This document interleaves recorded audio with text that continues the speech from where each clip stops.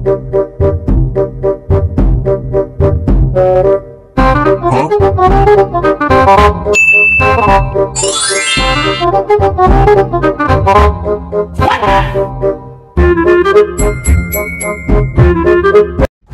what's up mga kapisil? Ito ang Kapisil TV.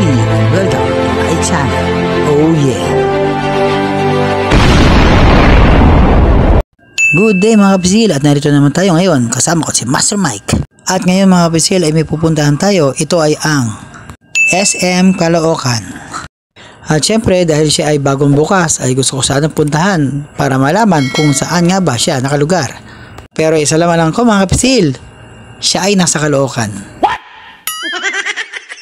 At mula rito sa lugar namin ay meron na lang 9.9 kilometers. Kaya ano pang hinihintay natin mga kapisil? Let's go! At syempre, meron din tayong konting history about Caloocan. Pero bago yun, shoutout muna tayo. Shoutout po kay GJA Setup. Salamat po sa pag-comment. At shoutout din sa iyo, Nimpa Abion. Salamat po sa pag-comment. At shoutout din sa iyo, Bisaya Sakalam. Salamat po sa pag-comment. At shoutout ulit kay Mr. Jaime Go. Salamat po sa pag-comment. At tulad ng sinabi ko, ay meron tayong short history ng Caloocan. Alam nyo ba na ang Caloocan ay nahahati sa dalawang area? Ito ay ang Southern Caloocan na kung saan katabi ng lungsod ng Malabon at directly north ng lungsod ng Maynila. Ang Northern Caloocan naman ay nasa hilagang bahagi ng Quezon City. Parang magkaibang lungsod na ang dalawang bahagi dahil sa hating heograpiya, ngunit iisa lang ang kanilang pangalang dinadala at iisang pamahalaan ang namumuno sa kanila. Ang lungsod ng Caloocan ay namumukod tangi dahil ito lamang ang lungsod na may dalawang magkahiwalay na bahagi o non-contiguous area. Bago ito tinawag na Caloocan, tinawag muna ito ng mga Espanyol na Aromahan or Libis Espina bilang ito ay matatagpuan sa isang libis noong maliit pa lamang na baryo sa Tondo. Sa kwento, nagmula raw ito sa salitang Tagalog na look o bay at may uugnay ito dahil malapit ito sa Manila Bay.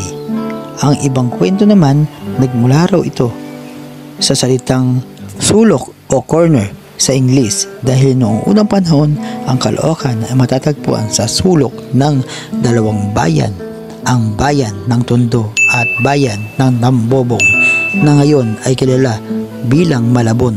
Ang Caloocan ay hango sa salitang kaloob-looban na nangangahulugang pinakaloob na lugar. 1802 nagsimulang umunlad ang lugar na ito. Umusbong ang sektor ng agrikultura, ngunit sa mga sumunod na taon ay naging matumal. Bagsak ang produktong pang-agrikultura. Noong 1815 nahiwalay ang Caloocan sa Tondo at naging ganap na malayang munisipalidad at si Mariano Sandoval ang pinakauna-unahang gobernador. Silio, si Miguel Salud naman ang kauna-unahang kapitan ng munisipal. Ang orihinal na teritoryo nito ay umabot sa paanan ng Marikina, sa San Mateo, sa Montalban, sa Silangan, Tinajeros, Tanza at Pala River sa Hilaga, sa Francisco del Monte, Sampaloc, Santa Cruz at Tondo sa Timog, Dagat-dagatan or Arumanan sa Kanluran. Sa panahon ding iyon, payapa at tahimik ang pamumuhay ng mga taga-Caloocan na salungat sa nagdaang taon dahil sa pang-aapi ng mga Espanyol. Tulad na lamang ng sapilitang pagtatrabaho o agrarian unrest at iba pang pang-aapi ng mga Espanyol, naging resulta din ito sa in-demand ng mga produkto. Kaya naman 1892 binuksan ang railway mula sa Manila papuntang Mabalacat, Pampanga, maging ang railway mula sa Manila patungong Dagupan.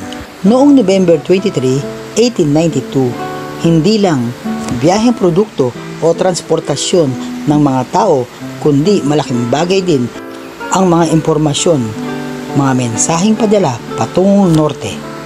1901, naging parte sa probinsya ng Rizal ang Caloocan sa ilalim ng pananakop ng mga Amerikano.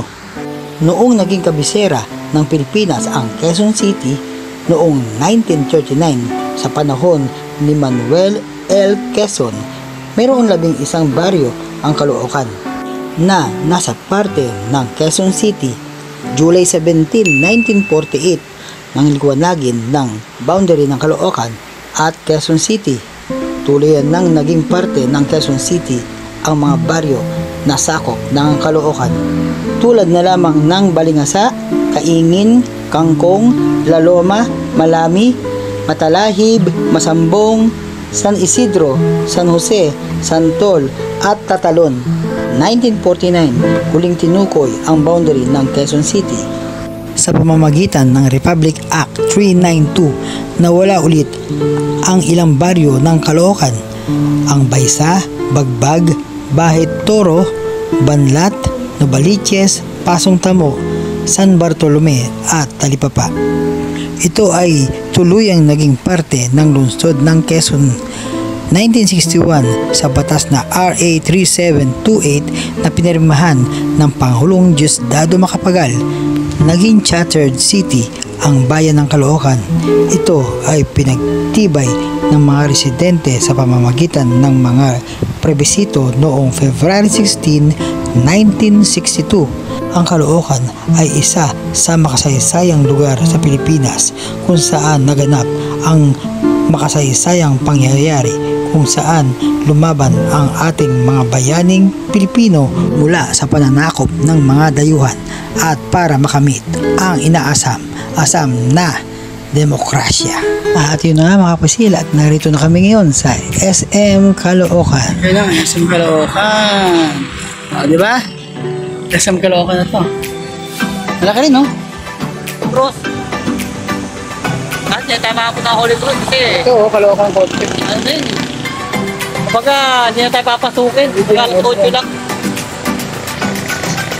Ito ang SM Caloocan, tapat lang pala sila. Kasi dati may bakod to, Kuya Bill, Oo.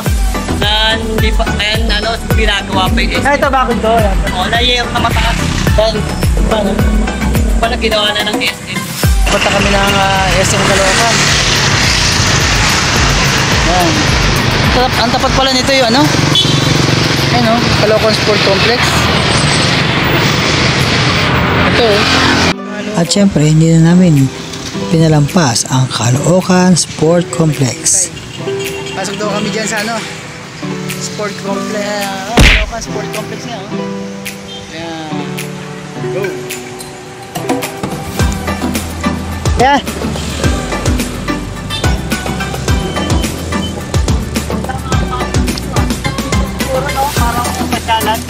Oo nga, yun o. May muna na naman. Parang pabalik tayo, doon tayo. What? Tayo? Oo, pagkano tayo. Oo, papasok. Oo, nabaliktad eh. Habang iniikot natin ang Caloocan Sport Complex ay shoutout po muna tayo. Shoutout po kay Ariel Padua. Salamat po sa pag-comment at pag-react. At shoutout din sa iyo, Claire Colette TV. At ganun din sa iyo, Rio Bardos at Celine. Salamat po sa pag-comment. At shoutout din sa inyo. At talagang sa inyong lahat. Maraming salamat po.